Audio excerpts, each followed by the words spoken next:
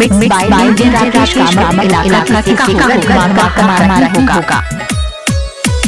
कारी कारी अखिया में गजरा लगा के, कारी कारी के सिया में गजरा सजा के, गजरा सजा के, कारी कारी अखिया में गजरा लगा के, कारी कारी के सिया में गजरा सजा के, ये तो मिले या बछड़ा तभी ये छोड़िया हमारा से, वो छोड़िया हमारा से रे, ये छोड़िया हमारा से चलाबै छै धन कुटी के मशीन, ये छोड़िया हमारा से चलाबै छै धन कुटी के मशीन रे रे रे।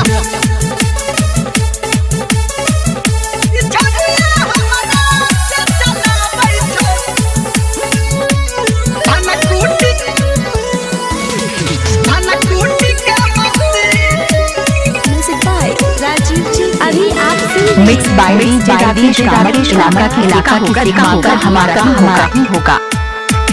बन के दुल्हनिया हमर उपनिया कोहर आबै छै भेंट रे, हमर सीआईडी सगरो गली में पहिले से रहै छै सेट रे, पहिले से रहै छै सेट रे।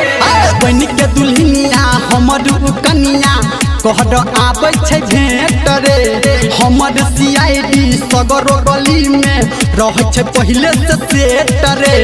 लाली लगा के होटा लाली लगा के तो बनी जा छै पूरा रे हसीन, ई छोड़िया हमारा से, ई छोड़िया हमारा से, ई छोड़िया हमारा से चलाबै छौ धन कुटी के मशीन, ई छोड़िया हमारा से चलाबै छौ धन कुटी के मशीन।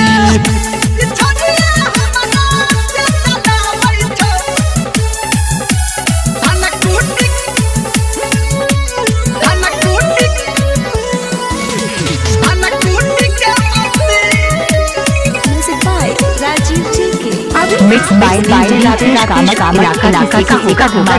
हमारा होगा। हमर जवानी ओकर जवानी काटे छै खूब जानी रे, ऊँचिए झील पड़ी त हम छिए ओकर पानी रे, छिए ओकर पानी रे।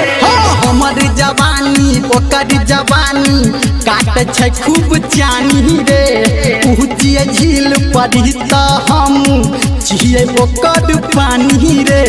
कहो धर्मेंद्र निरमलिया काम छै बड़ा कठिन, ई छोड़िया हमारा से, ऊ छोड़िया हमारा से रे, ई छोड़िया हमारा से चलाबै छौ धन कुटी के मशीन, ई छोड़िया हमारा से चलाबै छौ धन कुटी के मशीन।